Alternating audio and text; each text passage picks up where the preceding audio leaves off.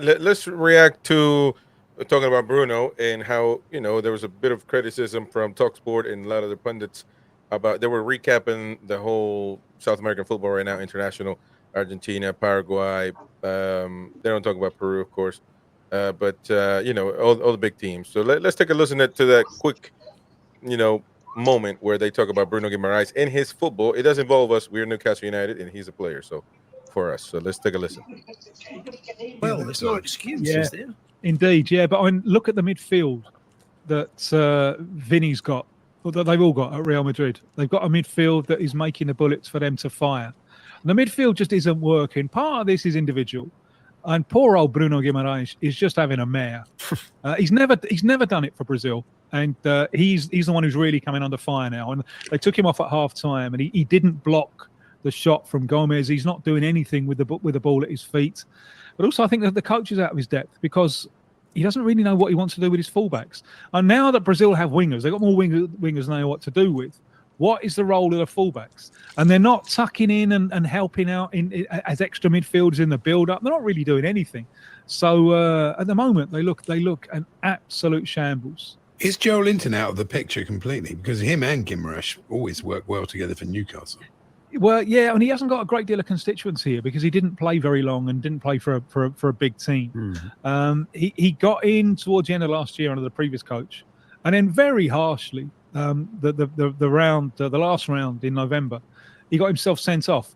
So he was suspended for this one, but no one's really been talking about him.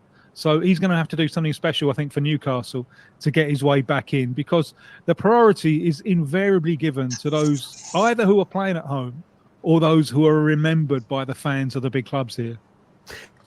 All right. So what do you guys make of that? I mean, Joe Linton hasn't been called up. Look, a lot of people say, well, this is not an international show. It isn't. However, we're talking about Newcastle players, and let's be fair, we want internationals. There's what is the reason as to why this Brazil is not calling Joe Linton? Brazil is a big squad. Now, with all due respect, if Joe Linton was from Haiti, Haiti's pretty modest in their international team, so it wouldn't move the needle for me, or I don't know, even Peru. But Brazil is one of the big squads, And what do you guys make of all the assessment? This is, by the way, Tim Vickery. He is a correspondent for South American football. Number one South American reporter, bar none. Yeah. So what do you make of that? Roy, what do you think? Yeah, well, Brazil is basically the biggest football nation on the planet. Right. So when they get beat, there's always going to be a scapegoat. Yeah, that's true. And unfortunately, Bruno yesterday could have done better for that goal. So he's the scapegoat for yesterday. I've seen a few times. It's not bad. A lot of them are underperforming, and the team's getting older, and they've got some young kids as well. Vinicius sometimes doesn't look as good as he does with Brazil as he does with Real Madrid. And so he'll come back. But with Joe Linton, I'm not sure, because there's loads of better midfielders out there as well for Brazil. He could get picked as one of the 6 or 7 midfielders they pick, but not necessarily start. Right. But just because they play together in the same team doesn't mean that they have to play in a national team together. No, but I mean, I still think Bruno and Paqueta, that partnership they had was working in France. Yeah. I prefer Casemiro behind them. So Paqueta, Bruno, Casemiro. That would have been, but Casemiro's gone now. Yeah, Gualdo says worst Brazil team on record. Yeah, that is true too. They're not. Yeah, it's a new team. Yeah, I mean, I've seen Argentina yesterday without Messi and yeah, it's true. Rat face. They were awful, weren't they? They play bad, but I mean that's like the first game lost in 10 years, man. So I mean, yeah, because Messi and what's his name, man? I forgot his name now. The winger. Yeah, I think the reason J7 didn't play, wasn't called up for the squad, was simply match fitness. They don't think he's got. Well, he didn't go for the Copa America. He didn't. So it's not. He was injured for the Copa America, wasn't he? Yeah. He was injured all last season, so he's only played 3 games. Yeah. He played a few at the end of the last season, and now He couldn't play the Copa America. No way. He got a call up immediately before he got injured, didn't he? Yeah, he did when we were flying. And I think James the trouble Cuff. is with Junior, the manager. Don't forget, he's a homegrown manager, not got much experience in Europe, so he's looking at if you look at the top 3, Vinicius Junior, Andrick, and Rodrigo all play for Real Madrid. So you look at them and you think, oh, straight away, I've got lads that play together, no issues. The problem is, I watched the game and literally it was like a training game. I couldn't tell you one player on that park that you could single out and say he had a good game. Rodrigo was okay. Hendrick up front was absolutely awful. Nothing. He couldn't do anything. Paqueta in midfield was probably the best midfielder.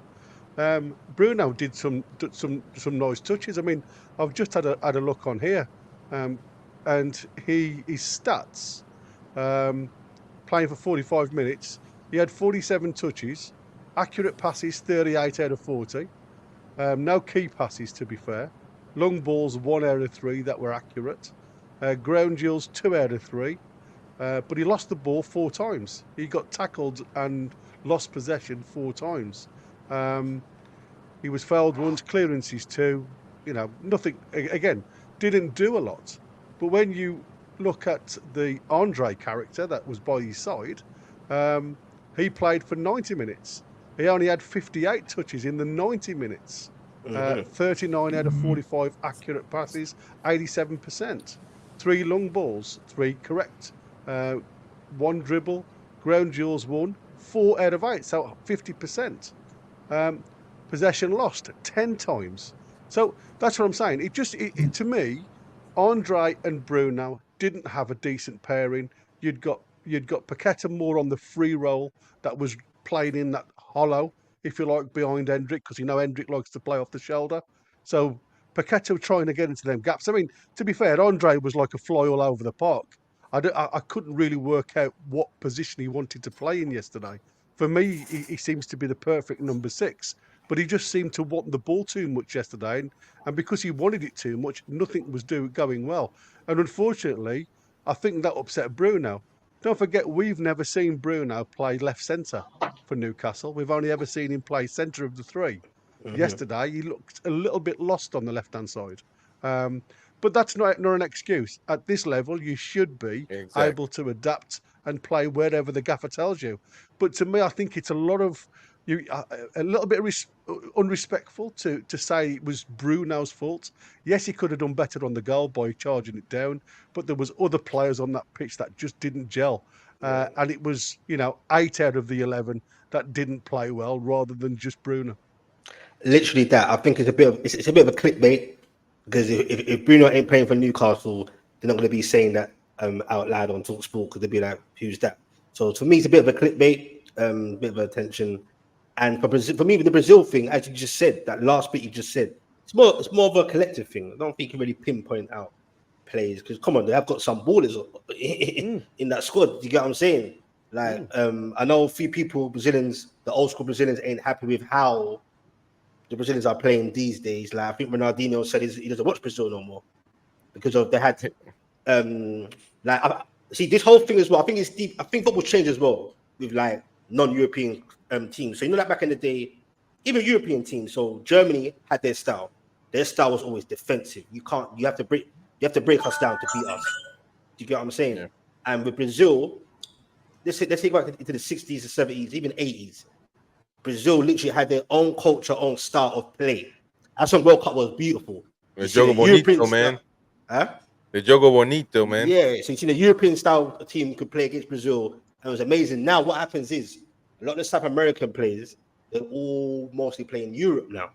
So exactly. It's a European style of play. So I don't know, like maybe. Oh, the problem that Ronaldo R9 said is that the Europeans take our young players when they're young, when they're born to Europe, and they are European instead of learning how to play on the streets. You know what I mean? Without shoes and the favelas. Raw on the yeah. So